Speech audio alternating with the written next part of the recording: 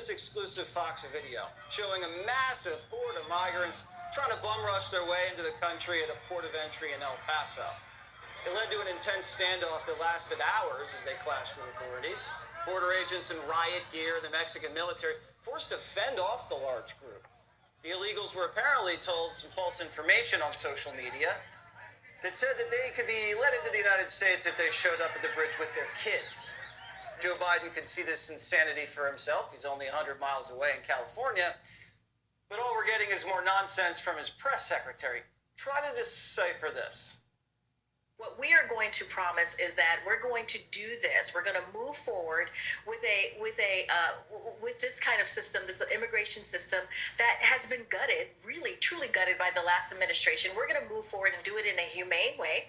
We're going to do it in a safe way, and we're going to do it in the way that moves us forward. And so what we have been seeing, what we've been dealing with, again, is trying to fix the damage that the last administration did.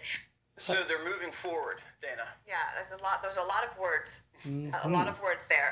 One thing about that video is at that sign, it says "Feliz Viaje." That means have a good trip, or have a good time, or have a good trip. Like they're not going on a vacation. We need to fix that sign. Although "Feliz Viaje," that could actually be the Biden re-election campaign, because they're about to go into this re-election with this record on immigration, and they're trying to blame as Brian was pointing out, they try to blame everything on the Trump administration. People can see things with their own eyes, and going into an election with this record is pretty impossible to imagine for me. First of all, they ran on ending deportations and offering free health care to illegal migrants. That's what they did. And then they attempted to freeze deportations. They tried to end Title 42. They stopped mounted police off Border Patrol from riding their horses along the way. They also started moving people around in the middle of the night. And then they all tried to blame the Trump administration, which doesn't make any sense. It doesn't hold up. And I think also, if you're the press secretary, you actually don't have to do cable news on a Friday night. Like, you really, truly don't. If you don't have anything to say, you can take a pass and say, I'll catch you on Monday. Not Brian Kilmeade. He's on every show, every That's night of true. the week.